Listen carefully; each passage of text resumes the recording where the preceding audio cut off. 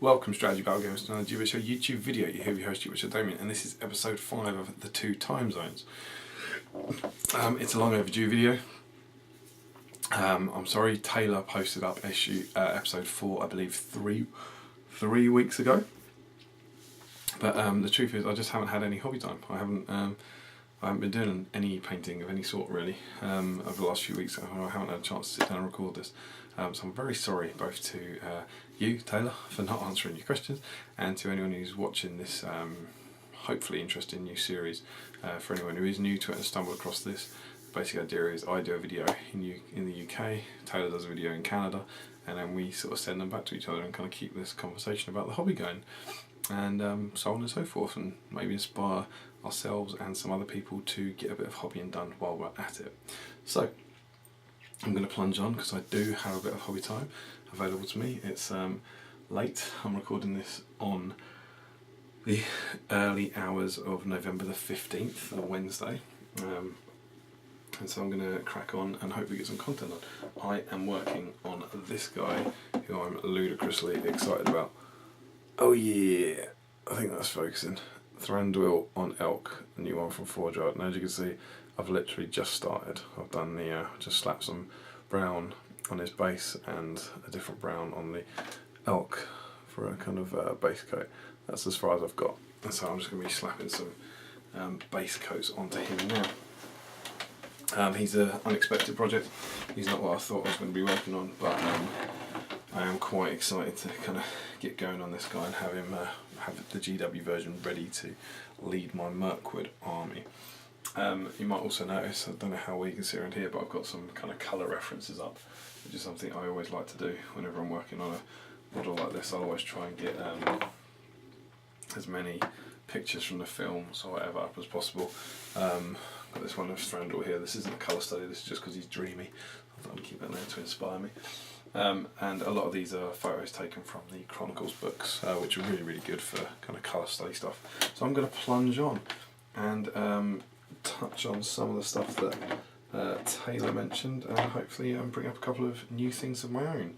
So the first thing I'm immediately thinking of is red. I'm painting the inside of Thranduil's cloak at the moment, trying to get that big bright red. I don't know if you can see the red on here. It's got that really vibrant colour, and I always get really disappointed when I paint reds on Games Workshop models, because I can't find a nice deep red that I really like, so I end up having to kind of mix something. This one looks far too, I'm going to bring this down, sorry, I don't know what this will do for you guys, but it'll help me see my models, which I'm sure you'll appreciate is key. How's that? That's not too horrific. Remember, as ever with these videos, guys, you're not meant to be watching it, yeah? That's never the intent. They're not designed for you to watch, they're designed for you to get your paints out and do a bit of hobbying. And hopefully listen along to a, I don't know, mildly interesting conversation. But yeah, the reds, I've never found a deep red that I really like, so I always end up kind of mixing something to kind of get the colour that I'm really after. So that's what I'm doing. I'm just going to plunge this on. I'm using what is this, Mephiston red as a decent base. This looks alright for this particular colour. Then I'll add some shading in as we go. So it's been 3 weeks, so some things are already going to be out of date, but we'll kind of deal with some of those as we go. First up, the key thing: you buy your milk in bags. This is insane.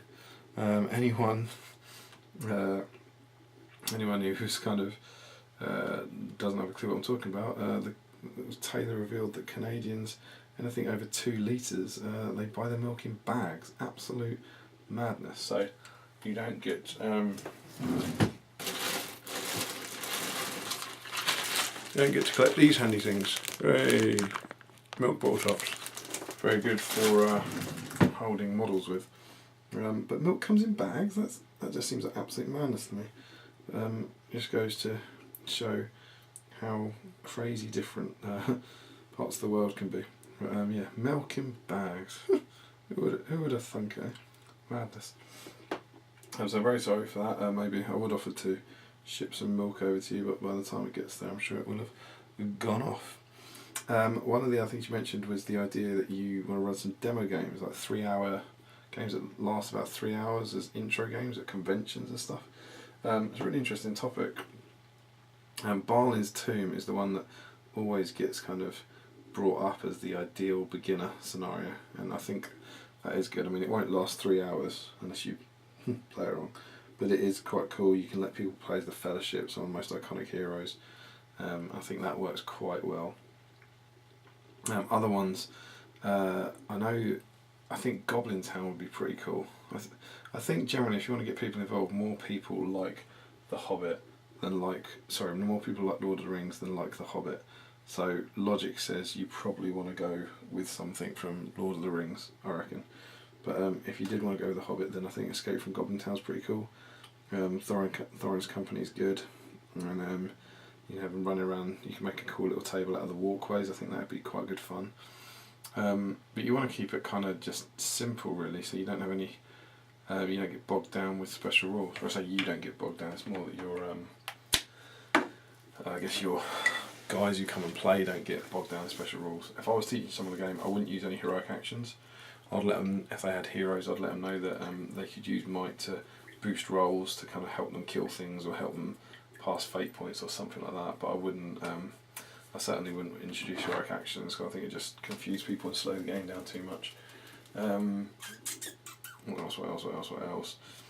The Scots, I know, at some convention a while back, I think it was Chris Murphy, David Reed, they might have had other guys helping, Alan Liddell possibly, I honestly don't know, sorry if I've forgotten any of them, but they did Escape from Goblin Town, and they had a really cool idea where anyone who played got to keep a goblin, so they painted up, they got loads of Goblin Town goblins on the cheap, painted them all up, and then if you came along and played, you could take home a goblin, which is a cool thing. People like to take something away and get something for free, and then maybe they kind of like the model. It reminds them of their game, and who knows, maybe they get into it. So I think I would go down that route personally. Balin's Tomb or Escape from Goblin Town. There's a reason, they're starter sets for a reason. So I think they make sense. My last call would be Amon Hen. That's just because I'm biased, because I absolutely adore the whole Amon Hen section. But I think it's quite easy to set up. You just get yourself a Boromir, basically the Fellowship, isn't it? It's the Fellowship without kind of Frodo, Sam, and Boromir, really, and just have those guys on a really cool kind of if you can get a decent hill board, something with big undulating slopes and just covered in trees, and just cover it in Uruk-hai Scouts. And the benefit of that is you can make it look exactly like the film without too many models. If you get about 24 Uruk Scouts, it looks like you've got the right amount of models, and it's just cool. And those scenarios out of the journey books and the 2-part scenario that was in White Dwarf that we've actually done a bat rep for here on the GBHL channel years ago, they're so cool. The scenarios are so good, and I don't know, I just love that. The whole Amon Hen section is possibly my favourite section of the whole of the Lord of the Rings trilogy, I think. I absolutely love it. And I think, again, it's quite iconic, and letting people play as Aragorn and Gimli and Legolas and Boromir will kind of get them engaged. So there you go, those would be my votes, I think, for the demo games.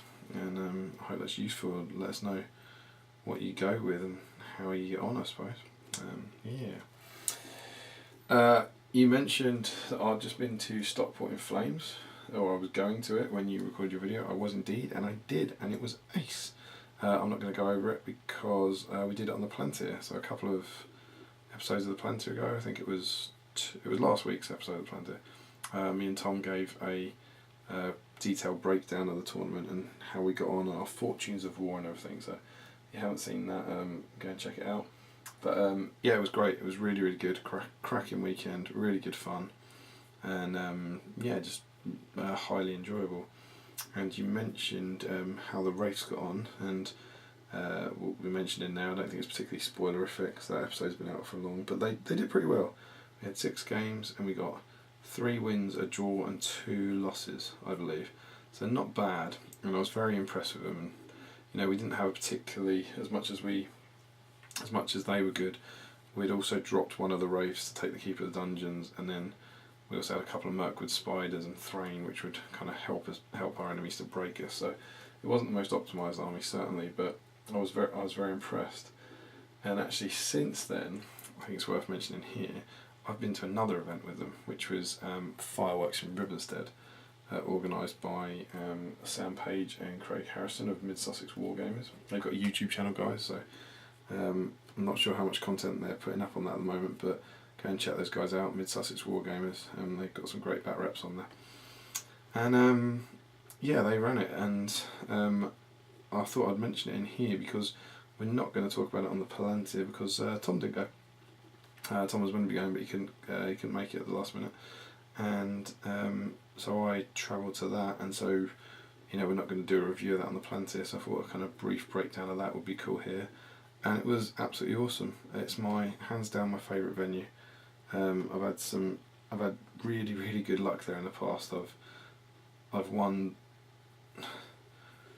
I can't quite remember. I think of all the GBHL tournaments I've won, I think I've won maybe all but one of them there, possibly, maybe all but two of them.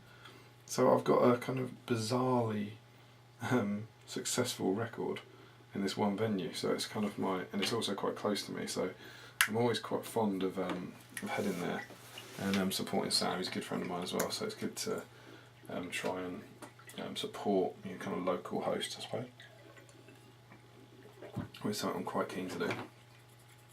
So Angel's got this weird coat where it's kind of grey, but it's got a bit of blue in it. So I'm not really sure what to do about this, but I think I might go with Eshin Grey. And then I've got Stegodon Scale Green. I might try and mix some of that into it. See how that goes. Just get a bit of blue in there. And I went along to this tournament. It was really good. GBHL Jamie Giblin and Harry Moore, as well as Callum Clapperton and Jay Clare all came over to mine on the Friday night.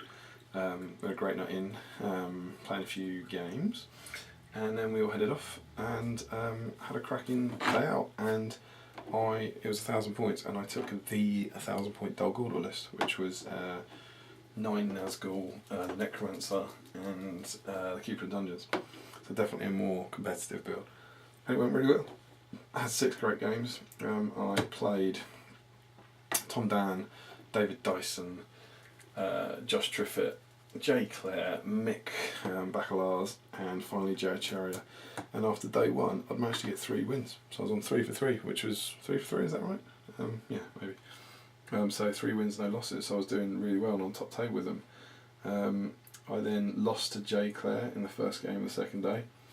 No shame in losing to him though. As you may have heard, he's a bit good at the game. That looks alright. It almost looks like the right colour. Marvellous.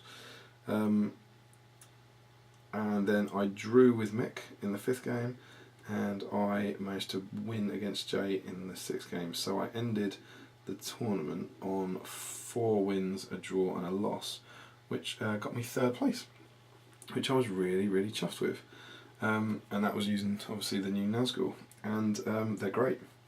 They're very good. I do think they require a lot of finesse to use. They don't have a lot of killing power, so you really have to kind of optimise which one's going to do what and where. It's very easy for them to get swamped. There are certain counters that are very good against them.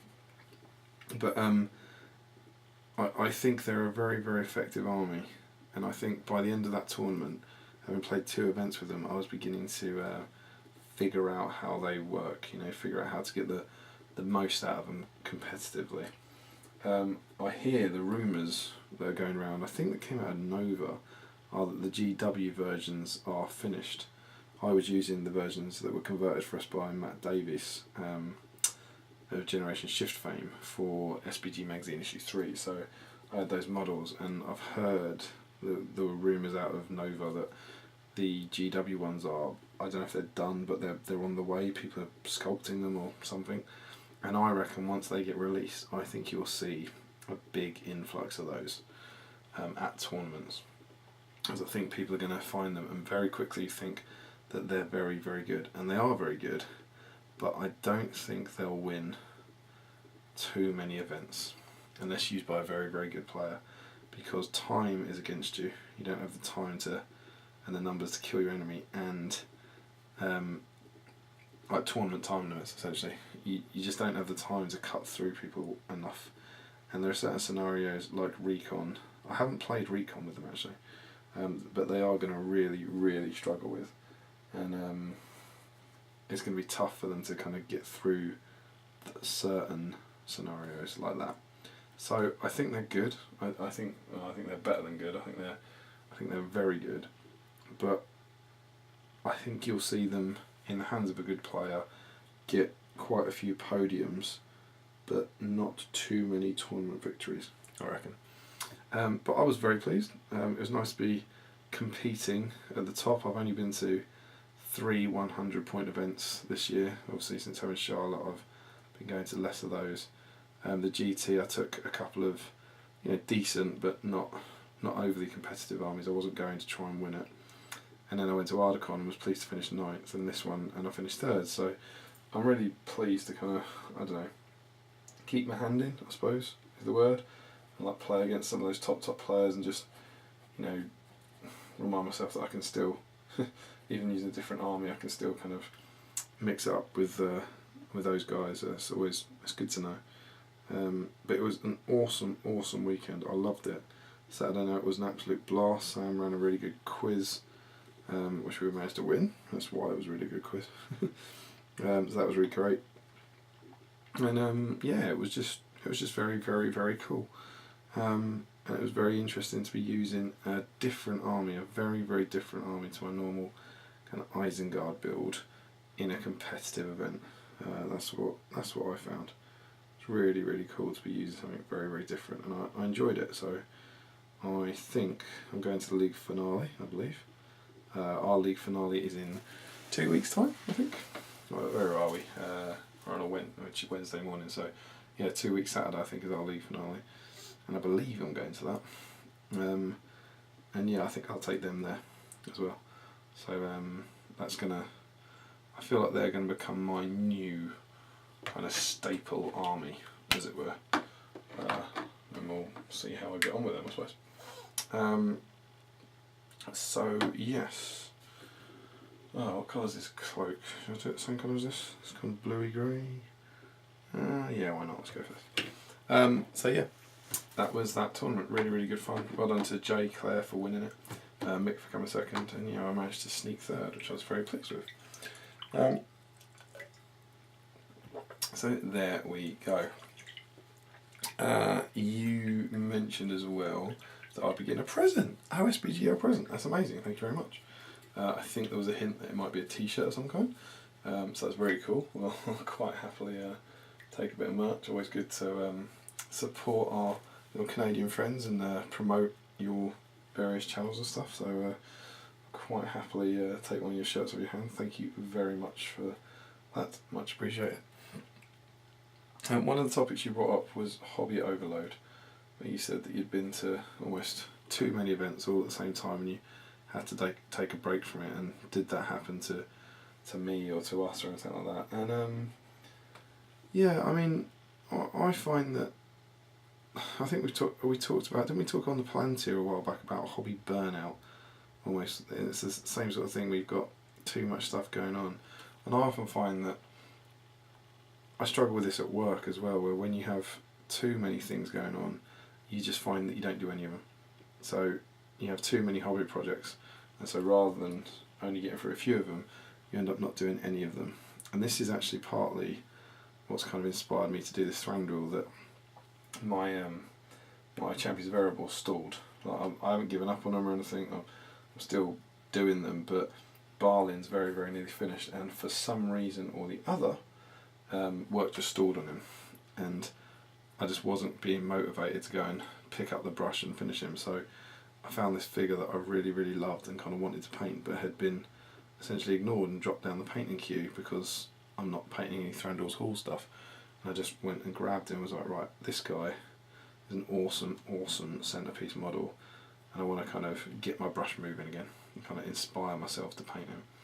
And that's what I'm doing now. And so far, even though I'm just chucking on the base colours, I'm really, really happy. It's a beautiful, beautiful model, and I'm enjoying painting him while I'm talking to you now, and the colours are kind of working as far as I can see so far. So that's really cool. So yeah, I guess whenever I do get that hobby burnout, and I definitely get it, I always just try and do something, I don't know, a bit different. Something that I haven't, I don't know, something that hasn't quite, I don't know, maybe I'll go and do a video, or I'll go and work on the magazine or something, or maybe do, I don't know, a bit of basing or something. I'll just try and mix it up a bit. But my main thing is I don't have enough time. Is my biggest thing. Sadly, I wish I had more time. I wish I had more chance to get hobby burnout. As it is, I just I tend to just wish I had enough time to paint anything. So yeah, I took the advantage today to kind of sit down. That's part of the inspiration for doing these videos, really, wasn't it? To guarantee that I kind of found the time. But obviously, just because you have to do a video for YouTube doesn't automatically give you the time. Life has a funny way of getting in the way. So yeah, I get it, I do. But for me, it's more of a frustration of wanting to do so many things and not being able to do any of them, and then as a result kind of spending too long on Facebook talking about the things and doing none of them. That's where my frustrations with that sort of thing come from. But right at the moment, I'm feeling really good about my hobby. I had a couple of really good events recently, and I'm now currently stuck in the middle of painting a model that I'm very keen on. So yeah, in a good place at the moment, but it definitely does happen. You also mentioned your modular boards, and the idea of playing on those. I think it was the awesome kind of Rivendell board done by the OHA, and the idea of what's better to play on, kind of modular boards or kind of purpose-built boards that don't move, I suppose. And I think maybe you've got a kind of skewed idea of what we play on here, that Steve's incredible boards, like his Brie board, that is very much not the standard over here. Not to discredit anyone else, but Steve's a great terrain maker, and his kind of USP in a way for his event is the boards. So he's trying to really change, I don't know, the quality of terrain that you would expect at a tournament. The idea being that you should be able to go there and play on these incredible boards. That's his thing. Whereas normally we've got some great terrain guys here and now, a lot of clubs that host tournaments with some really cool terrain, but normally it's far more, not even modular, it's just, gaming tables. So it's a table with or a mat with woods and hills and ruins and stuff put on it. I'd say that's the standard model for the GBHL. Personally, if I had the choice, I would much rather play over one completely custom built board. It's the sort of thing we've tried to create as much as possible for SPG magazine, but obviously your practicality is just getting away. As soon as the common thing is that you have a 4x4 table, and people divide that into tiles of 2x2, so you have 4 2x2 tiles, and that's just a practicality thing, right, for storage and for transport and all those sorts of things. But as soon as you have that those lines down the middle, those 4 lines that, however good your terrain is, it kind of breaks them up entirely, and it does ruin that immersion. So for me, I would absolutely much prefer to play over a purpose-built 4x4 board that you could never move, so would always play the same, but would look entirely immersive. That's the dream for me on that side of things. I'd far rather that than playing on kind of a ruins board that you can move the ruins around, but you can clearly see that the ruins are all separate to the baseboards and that sort of thing. That's what I like playing on. That's why even Rick's incredible Dale board that he did for the magazine, which is one of the best boards I've ever seen, just in terms of transport, that still has the 4 boards that put it together, so you can still see those kind of lines. And there's very little you can do about that. The ones at Warhammer World are the gold standard, aren't they? Because they have so much space, and they can just wheel them through the big doors in Warhammer World to the studio, to their workshop. So they, the old Goblin Town board, which has now been tragically repurposed into like a Necromunda board, was incredible because it was just 6x4 Goblin Town with just countless walkways all over it, and no breaks in the board. It was just absolutely wonderful. It's a fantastic board, and did I play on it? I feel like I played one game on it, Once Upon a Blue Moon, but it was a real shame that that didn't stick around. So yes, that's my vote. The size of Britain and size of Ontario, really interesting. So you reckon that essentially the Ontario size is about the same as the south of England's east to west, which is cool. It's good to know, because genuinely, you're absolutely right. I have a vague idea in my head about how big Canada is compared to the USA, but I really honestly didn't know how big Ontario was, so it's good to get some sort of sense of that. One of your territories, Ontario territory? Don't know, but one of your let's call it a territory, even though it might not be. One of your areas or whatever is about the same size as our country. Is quite a testament to the difference in sizes. But it's good to know, and yeah, as you said, you've got slightly less players, so I think that actually does make you more committed. You know, as you were saying, like, your guys have to go to all the events, so you always get the same thing. So hopefully that will help build that sense of community for you guys, which is cool. It's a great thing that should be highly encouraged. Whereas we've now got to the point where there's so many events with so many people hosting them that the same people go to less because they know, you know, the event will be all right, which is, you know, it's good for the league, but it is a bit sad because you don't see everyone quite as often as we used to a couple of years ago, which is a bizarre situation that I don't think anyone would have really thought about. As the league gets bigger, people go to less tournaments. So yes, that's very cool. And you said that I should go to Canada, which is a great idea. I would love to come to Canada. I would love to go to one of those events, either OSBGO one or the OHA event. I loved the look of that first OHA event. I thought it was the sort of stuff that I love playing. Just really kind of thematic, cool lists. I'd love to come to that. So yeah, it wouldn't take much to convince me to head on over, but the truth of it is time and money and having a baby and my wife having a job and 101,000 other things that will make it unlikely for the foreseeable, I think. But several people in Canada have said that they'd host us if we were to come over, so fingers crossed. I think the plan at the moment, the optimistic plan, is for us to try and get back to Nova this year. The kind of GBHL guys, I think that's what we're all kind of almost laying the groundwork with families and that sort of stuff. That's our hope.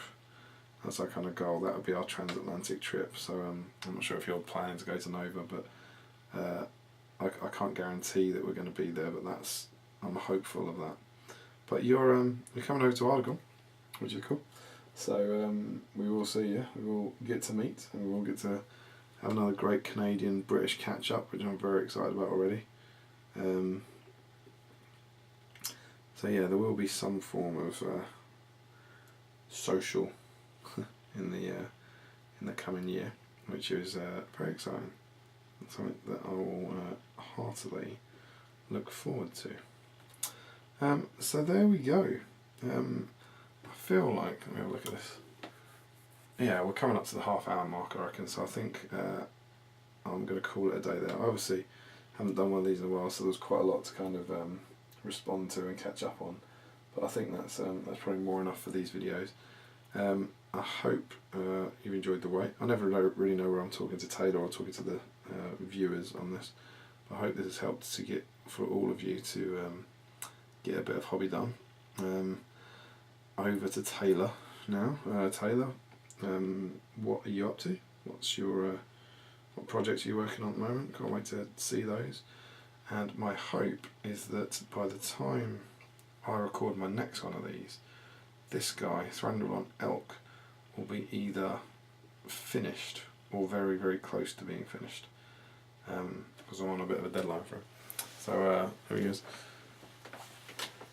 I don't know if that's going to come up. There he is. He's now got a bit of roughly painted in armour. He's got grey cloak, grey up there. Yeah, so he's getting there. Getting those base colours onto it.